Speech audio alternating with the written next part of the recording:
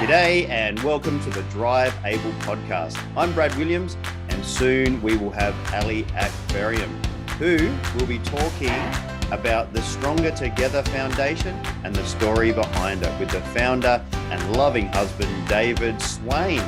David was faced with many challenges of disability in his own home, and he rose above that and formed his own foundation and organisation to help more than just the people in his own home. It's a fantastic interview, so make sure you stay around after the little intro and listen to the interview with David and Ali. Welcome to the Drive Able podcast, where each episode you get to listen to two of Australia's leading professionals in the area of driving and community mobility for people with disabilities. In each episode, they interview drivers, carers, and industry experts and share the insider's guide to driving with a disability. Here are your hosts, Brad and Ali.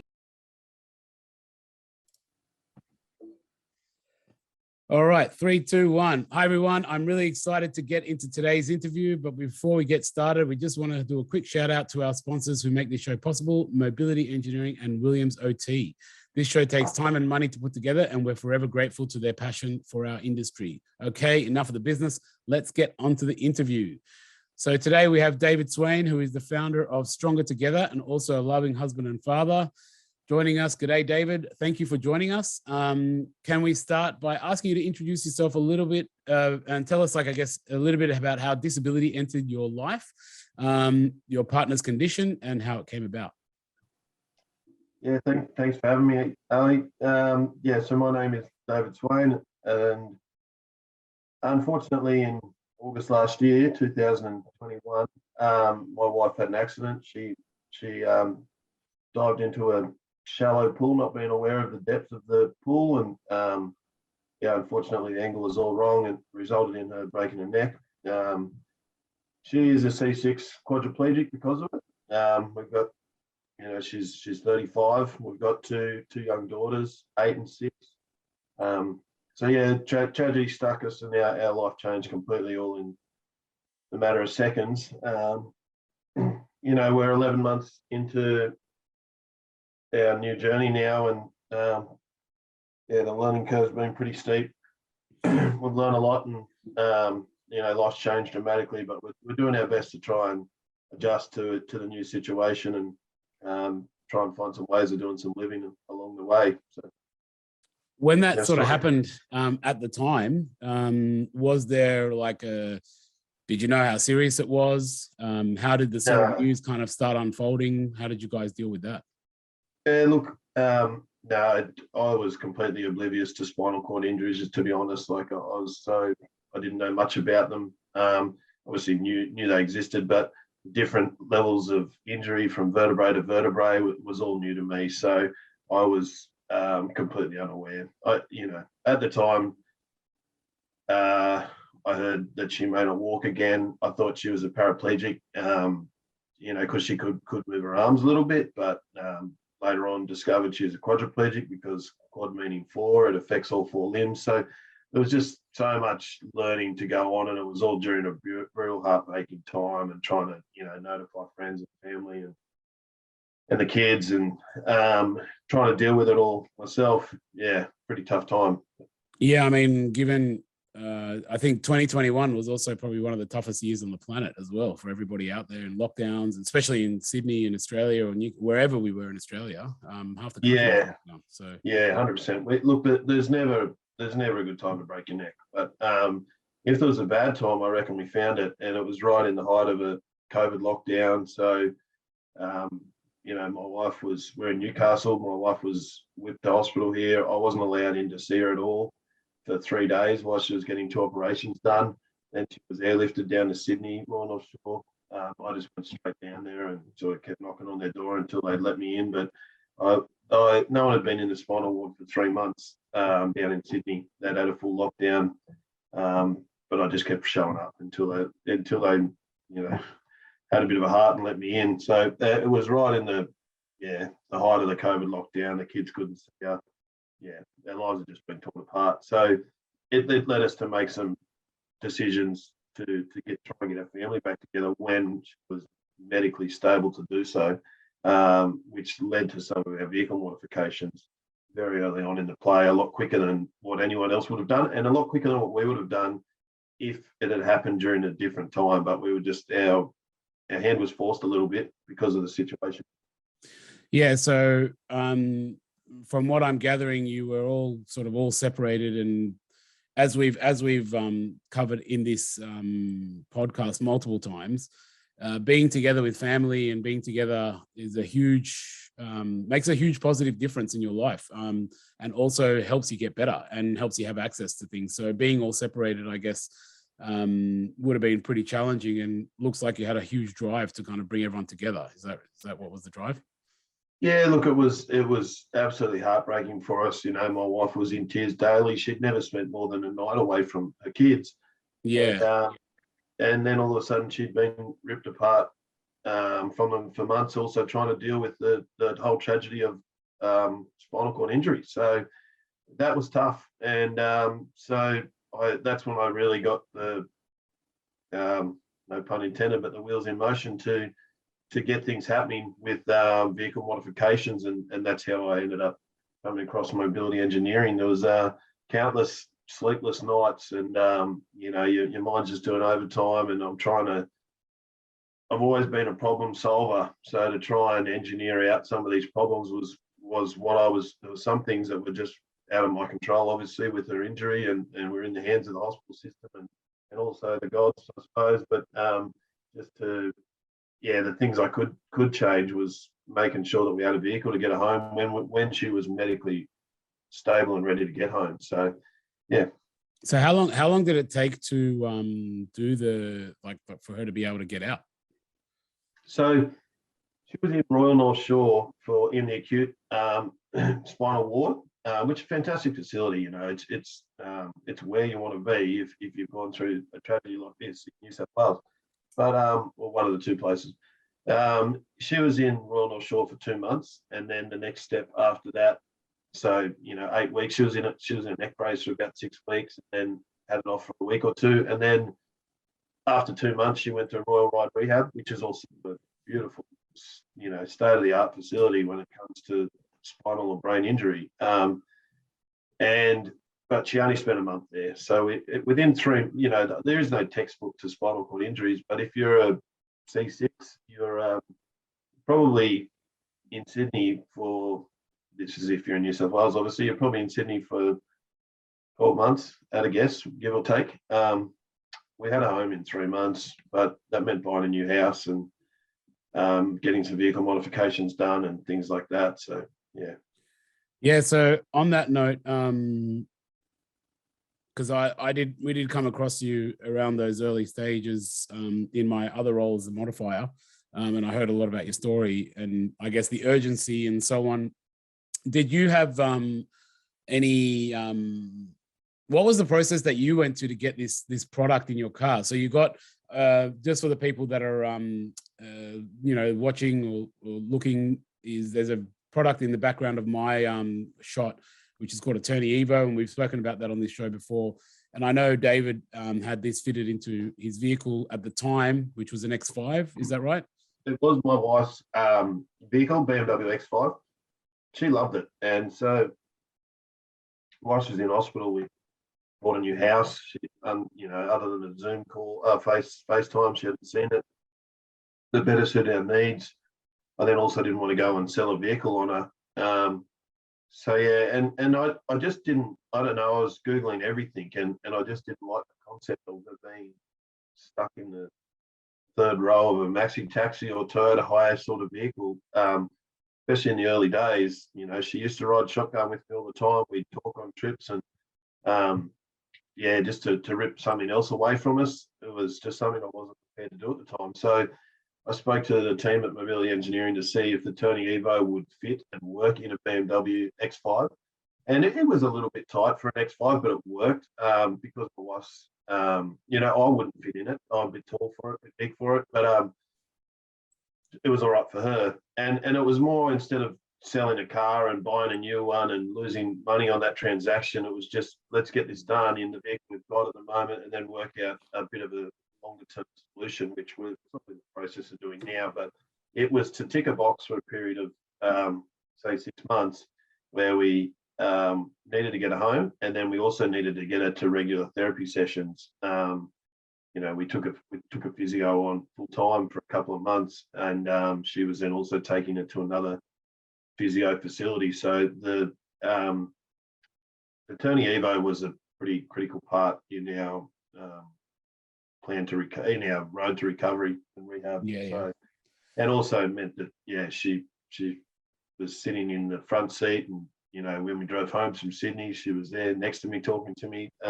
Things like that. They only seem like little things, but it meant a lot. The ability to, the things you take for granted, jumping in and out of a car and stuff like that is just, stuff you never really think about until you're living it. I wish that people didn't have to go through this situation, but unfortunately, tragedy struck us, and we're dealing with it too. And there's plenty others out there that are as well. So, yeah.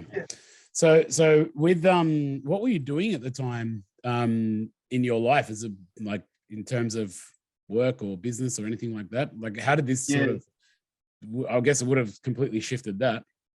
Yeah, it did for sure. Look, it has changed our life. It's put the handbrake on fairly hard, but some good, some bad parts in that, I suppose. There's a silver lining to everything. But we were in accommodations, what we do. So we motels, but we don't have them at the moment. We sold a motel. We're buying into another one, but we pulled out of that after Catherine's accident, and just having a little bit of time off to deal with the tragedy and trips up and down. I was driving up and down to Sydney 5 days a week, 6 days a week. So I didn't have time to be managing staff and dealing with all that stuff as well. So that was what we were doing. We're not at the moment, but look, there's plans in place to get back to things like that, but there's no great rush just yet. So you were lucky, I guess, in a way, that you were in between one motel to another. You didn't have to kind of quit anything at the time.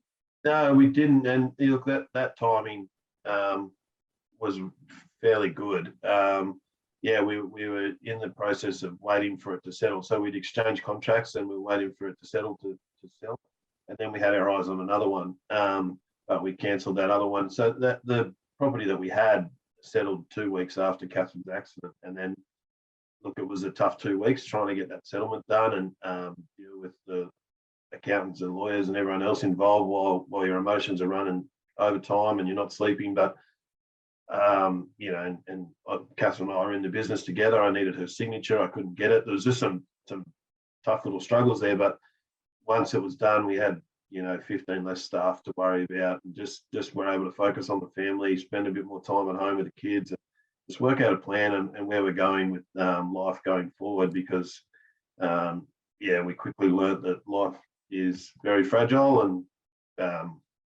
you got to prioritize. So, and with the fit out, was there any funding involved? No, we self-funded the fit out. So.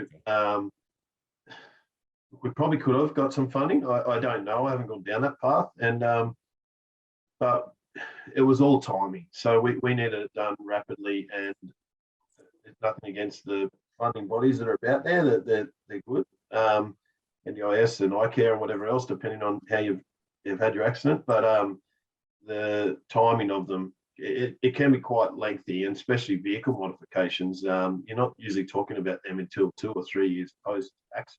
So. To talk about it 2 months or 1 month post accident was unheard of, and so none of that was available, and so we just decided to self-fund it and get it done to get my wife home. Yeah, it's interesting. I'll disclose a little bit of background info here, because I know that David was dealing at the time with mobility engineering, and I, as the CEO, was involved a little bit because we were actually concerned because he didn't go through all the channels of funding, and we didn't want him to end up with the wrong device. And there was a lot of background argument. We're going, well, are we sure this is the right thing? And we want this guy to try it, and et cetera, because we don't want to just sell someone for something for the sake of it. But it was interesting because it was a unique situation where there was no trials, there was no funding, and it wasn't through that thorough process. But it was but it was, you needed something done, and it got done at the end. So it was an interesting one to be involved on the background as well. But it suited the purpose, as you said, and we made sure that was the case, and then it was able to go forward. So do you think that it's, I mean, I actually don't know this, and I've be interested to talk about it future if it is. Have you looked into possibly getting it funded retrospectively? So like they come back and go, well, hey, you paid for this, but now you can go through the approvals. Is that a possibility? I think it probably is, although the term refund doesn't seem to happen that much in regards to funding body. We're with NDIS, and from my understanding, and look, I'm only agreeing with it all, is that they fund one vehicle modification. So my thoughts would be to save it for the bigger one, which is my wife being able to drive one day. But we've got a lot to get through before that. She's transfers in her hand and rehabilitation to do there to try and get some more hand function back. So we need to buy a bit of time and wait, because the longer you wait, the more you learn about your injury and your limitations, and the more you get back, I suppose, over time, and the more you get back, the less modifications you have to do. So our thought process is to bank that one a little bit. Yeah. Well, that sounds good. So I guess one thing which I've been aware of and I wanted to kind of talk about on this episode as well is I guess how the product has moved to another car now, and also that it's as a result of a new business or a movement that you're doing as a result of your experiences called Stronger Together. And I guess we spoke briefly about how it came about. So I wanted you to just give us a little bit about what is the idea, what is the concept of Stronger Together? It's a foundation, yes? Look, it's an organisation called Stronger Together for Spinal, and Stronger Together came about because of my wife's accident. She's a lovely person. She's very well loved and got a lot of mates, and a lot of people wanted to help us. But all we wanted was their love and support. And then all of a sudden, Stronger Together evolved because we saw the hardships and struggles that some other people were dealing with in hospital and rehabilitation, and some of them didn't have the resources or the support that we had. So there's definitely plenty of people we felt sorry for, even though we're dealing with their own hardships. But and we wanted to be able to help them and find ways of look, we found a few gaps throughout the systems as we were going along the way. Look, New South Wales Health, when you're with it, as I mentioned to you before, Ali, that they're great, and you're very well supported when you're in hospital. And then when you decide you're out of there and you want to go home, it's and ours was very, very rapid. Like, we were only spent 3 months in Sydney and we were out on our own. So we're still learning. But a lot of people spend a lot more time down there. It might be 12 months or so. They probably adjust mentally and physically as time goes on. It's still a daunting time getting home, and you go from having nurses around you on the press of a call button to being out on your own and hardly being able to get a hold of one or see one or know one in your local community, and especially in regional areas. So Sydney seems to be the one-stop shop, but once you're out of those bigger centres, then it's a bit harder. Look, we're in Newcastle, so it's not a small place, but we've even found it a little bit tough in somewhere like Newcastle. So people that are going to Central West or somewhere else, anywhere else, regional towns, having that support is tough. So Stronger Together's aim is to help people with spinal cord injuries, especially high level, and in the really early stages of going home. So whether that means we help them get home with transport and nursing and carers, because having carers available,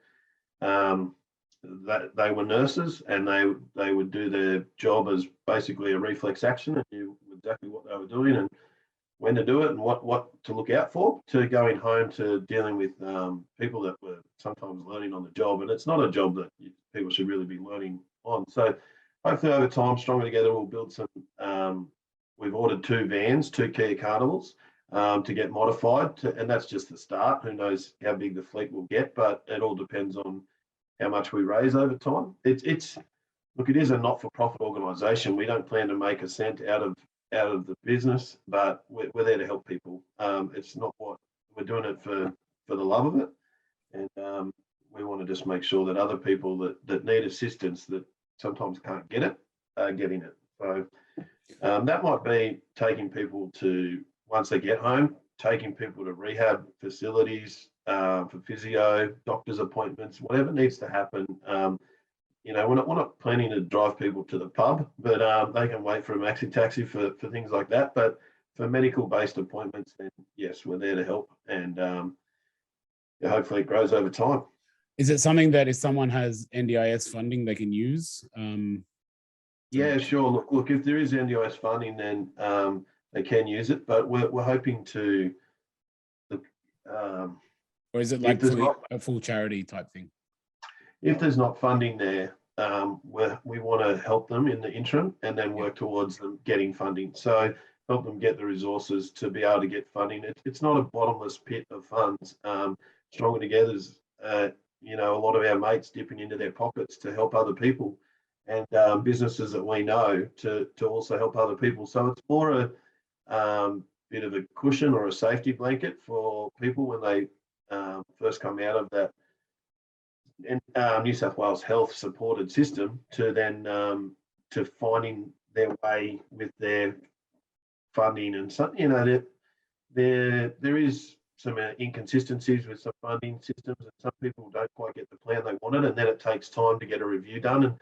But some people can't just twiddle their thumbs for 3 or 4 months waiting for these reviews to happen. They still need to continue with their life and their rehab plan, and making sure that they're continue to do physio and whatever else needs to happen. So I find that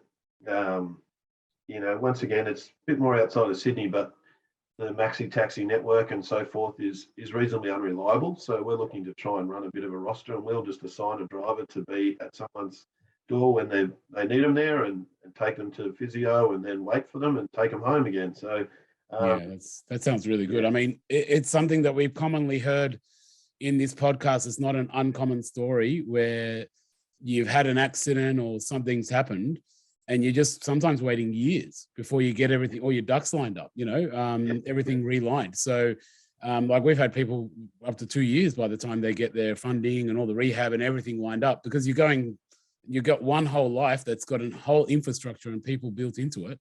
And then it's been turned upside down and shaken, and then you've got to rebuild it. So that takes time, so. Yeah, look, it does. And also you throw in, the COVID pandemic with it all, and the supply of vehicles and modifications, and the workforce and labor and stuff. There's just things that have really made it hard. Delays just pile up.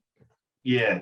Look, we've had our so we ordered 2 brand new Kia Carnivals. We have both the vehicles, and we've had them booked in for modifications for months, and that won't happen until about November, December. So with the conversions that we've decided to go with for these 2 vehicles. Yeah. No, that sounds good. So I guess that's been really good, and I want to sort of start wrapping it up. What is how can people connect with the foundation? Are you guys online? What's the deal?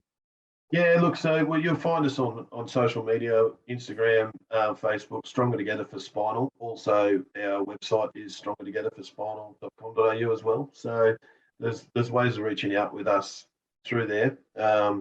And look, and if that's people that also want to donate to us, as I said, that there's not a bottomless pit of funds, and we're trying to do good things in a space that we feel there's a need, but also people that feel that we could help. I want to hear from you as well. So well, I'll kind of plug that as well. I mean, I know from my own personal involvement in the industry, basically when you hit on the New South Wales North Coast, it's a unique, when I say North Coast, starting from Newcastle, literally all the way to the Queensland border, there's a really strange situation going on where there is pretty much no services, and there's a big population. And so I guess if you're out there, especially in those areas, it's a bit of a call out to get involved and maybe do some donating, because I know there's a huge shortage, even like you said, around that kind of Maitland, Newcastle area. It's one of the biggest growing populations around, but there's hardly any of these kind of services. And we don't have one modifier anywhere there. So Yeah. Yeah, no, I couldn't agree more. Look, we've teamed up with a facility called Neuro Alliance. So they're fairly new in the area as well, but they're a dedicated rehab facility. And one of the vehicles will be basically dedicated to help get people to Neuro Alliance. So there's so many people I hear from the owner of Neuro Alliance saying, we've got people that want to be here but can't get here. They literally pack a lunch to wait for their maxi taxi because they don't know when it's turning up. And then they get here and then they don't know what time they're going home. So you put yourself in that situation where you go, okay, I'm going to the gym for 1 hour and it takes all day. You just don't go, do you? You go, I give up. I'm not going. So, and you don't want people doing that because then that is affecting their rehab and recovery and their quality of life in turn. So it's a whole downward spiral. So it's exactly. And it's not easy to front up to each day when you're dealing with these high level injuries. And if you lose a bit of motivation, there's plenty of people that go through, head space issues when they're not dealing with something as physically straining and demanding as being a quadriplegic. So it doesn't take much to get that downward spiral going. So we're there to try and get people out and about because, being stuck amongst four walls is not a good thing for anyone. Especially with the weather and everything we've been having at the moment, it hasn't stopped raining. So we're trying to, in the end, offer a very platinum service where it's a nice, smooth ride.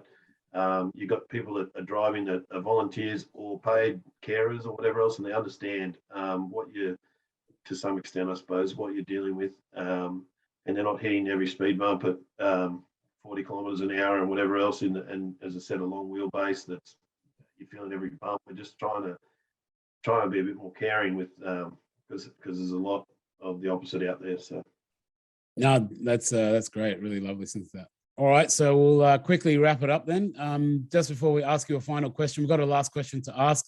We want to quickly acknowledge the sponsors again, Mobility Engineering and Williams OT.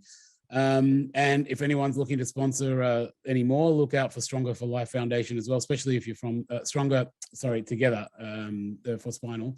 If you're in that area particularly, because as I said, there's a real shortage in that area and it'd be great to have some more support around there. So we've got one kind of more fun question. Cars are more than just getting from A to B. Do you have a memory you want to share or something that you've done special in your car, either that no one knows about or something that you think is unique? You're saying that with the Tony Eva in the X5? Or anything or even before those days? Oh, look, no, nothing too over the top. I've got,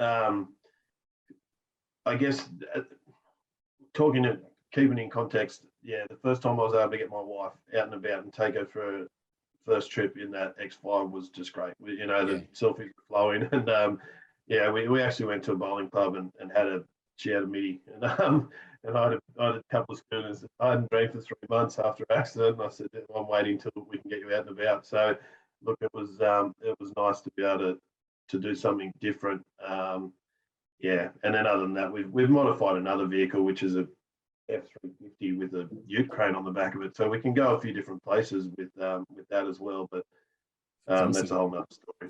Sounds good. Well, we'll put your contact details in the show notes. Reach out to David and Stronger Together. And thanks again. And stick around, folks. We're going to come back and I'll join with Brad to do our top 3 takeaways for the episode. Thanks again, David.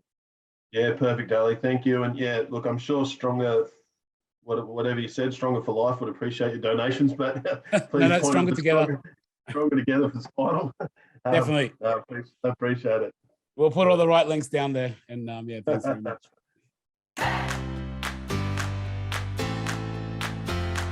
All right, welcome back, everybody. Brad Williams here, and I just want to do a massive shout out to Ali and David for doing that interview. What a great interview that was. In this section, I'm going to do my analysis and do my top 3 takeaways from the interview that we've just listened to. If you've got a different opinion about what the top 3 takeaways are, make sure you comment in the sections down below, wherever you're listening to this. Make sure you leave a comment. But Ali and I have got more than 30 years of joint experience in the industry. So hopefully this can help you, whether you're a client, a participant looking to get out and about in the community, or an OT or a vehicle modifier or somebody from the NDIS, hopefully this little insight may be able to help. So the first takeaway that I got from the interview with David and Ali was in regards to the Tourney Evo seat. They installed it onto their X5, the BMW, and David highlighted how it was his wife's favorite vehicle, and that can't be underestimated. The power of cars, the power of ownership of a car that's nice and special. It's got special meaning to them. It's the car that they love. Putting in modifications into a car that somebody loves is really, really important to understand. And it can't just be, let's put it into any car. Cars have meaning to people. And we've heard that over and over and over again in this podcast, with multiple episodes in regards to people loving their vehicle, not any vehicle, their vehicle, and modifying and tweaking cars. We can just go back to the interview with the mechanic from PME who's got a variety of cars, and even, we've spoken to other people with their special convertible, and they can't transfer in and out of their wheelchair independently, but they can't transport their wheelchair with them, but just getting out and about in their convertible car with the roof down makes a massive difference. So understanding how important somebody's car is. The other point that he made in line with this first takeaway about importance of cars is the importance of riding shotgun. That's David's words. Riding shotgun next to your partner, next to your husband, next to your wife, next to your partner, in that front seat of the car. It's much different being alongside somebody compared to being behind somebody. It's like sleeping in different beds in the bedroom sometimes. It can be that important. Your husband and wife, you're next to each other. You're doing it as a partnership, not one in the front and one in the back. It's an inner meaning that can't be taken for granted. And it's really, really important to consider these. And that Tourney Evo, the turnout seat, whether it's a Tourney Evo or one of the other products out on the market, that turnout seat brings the person into the front seat.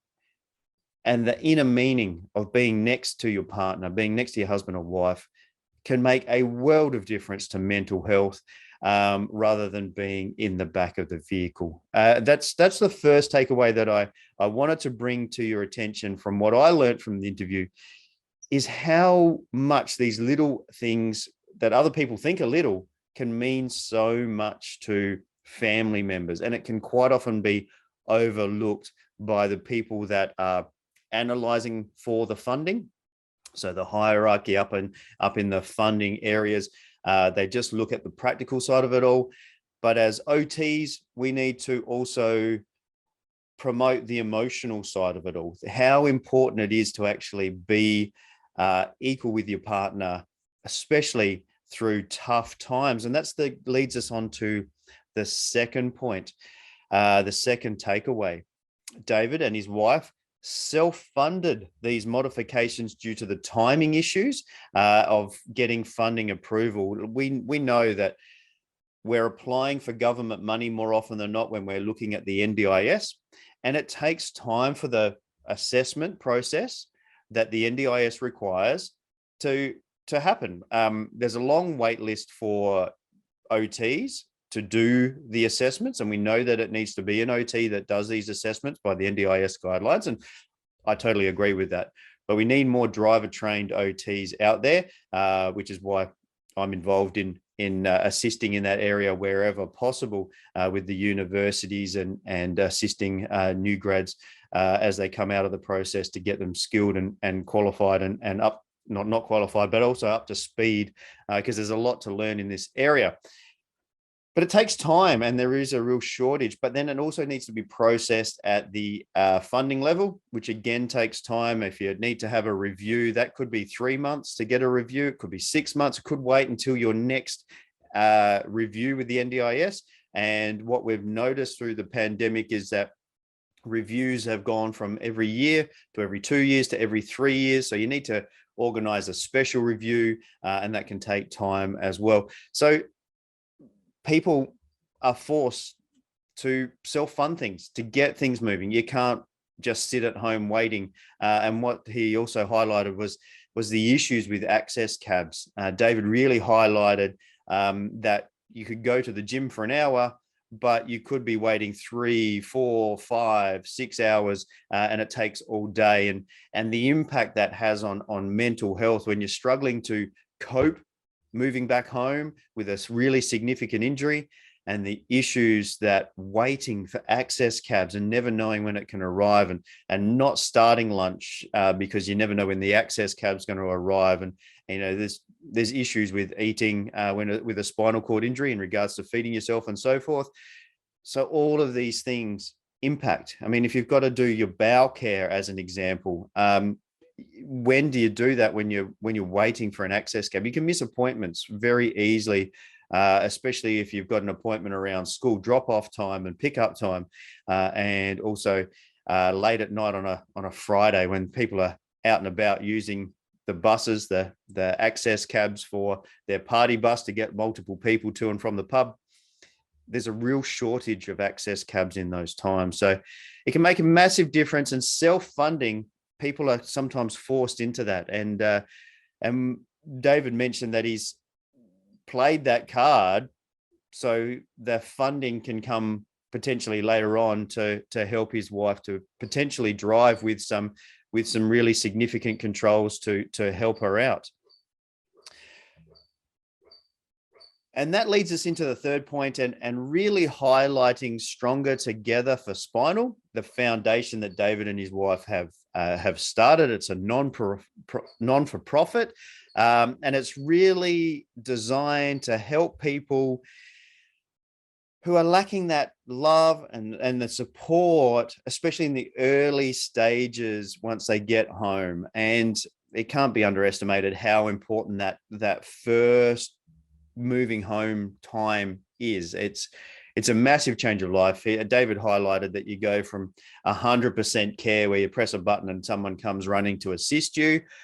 Now you go back home and it's usually just your partner, maybe some carers coming in at certain times. There's a real lack of that care that you need. There's also sometimes the lack of training. You've got specialty rehab nurses on the rehab wards who are trained in rehab.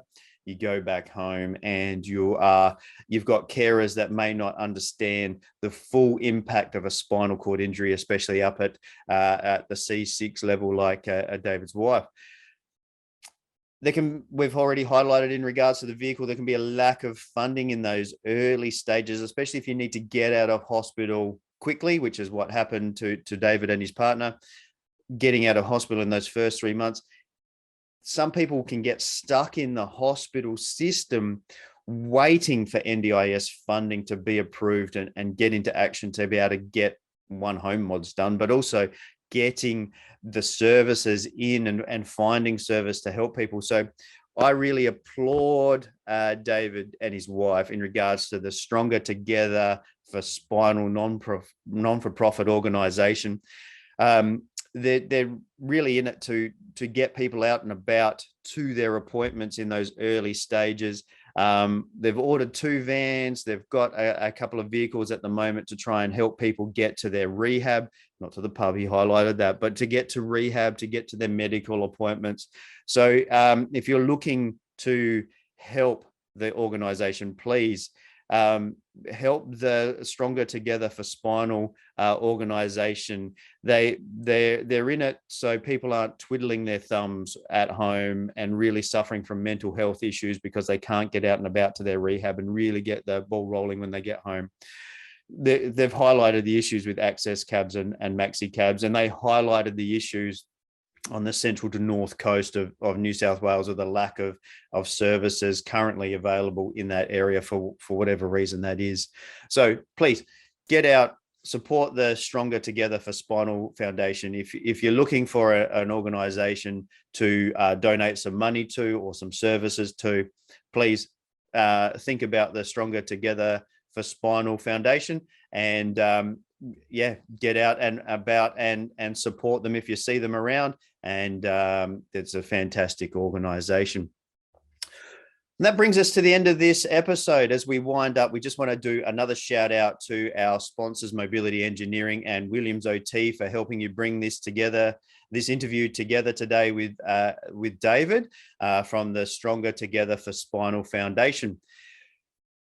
Highlighting the sponsors, Williams OT, assessments and rehab are all the pieces of the puzzle to assist people with disabilities reach their driving and community mobility goals. And again, Mobility Engineering. It's a team of passionate and dedicated people focused on bringing Australia's largest range of suitable transport options for all walks of life. If you're looking to either sponsor the Stronger Together for Spinal Foundation, make sure you reach out for them. It's a Google search. Or if you're looking to sponsor this show, you will be highlighted like we highlight Williams OT and Mobility Engineering. There's so many great stories out there that we want to bring you in regards to getting out and about post-injury or with an injury or disability from birth. We're just sharing a story. We're sharing stories so other people can learn from them, whether it's an OT, people with disabilities, or modifiers, or the NDIS, or other agencies as well. Please share this podcast with the people that mean something to you and that may benefit from this podcast and listening to an episode or two. And as we bring it to an end, as we say in every episode, the advice provided in this podcast is general in nature. So if you've got any queries, what can work for you and what will help you get out and about in the community via a vehicle, make sure you get in contact with your local OT for an assessment or your mobility dealer and set yourself up with a trial, because those trials really do put you in the driver's seat. That's it for now. A massive shout out to David and Ali for doing the podcast without me on this occasion. We hope that you've learned something, and we'll see you in the next episode. Bye for now. Thanks for listening to the Drive Able podcast with Brad Williams and Ali Akbarian. If you like what you've heard, make sure you like, rate and subscribe. It really does make a massive difference. If you or anyone you know would like to share a story about driving with a disability, or you would like to get in contact, find the show notes, or find the resources mentioned in this episode, you can find us on Facebook. Just search @Drive Able Podcast for more information.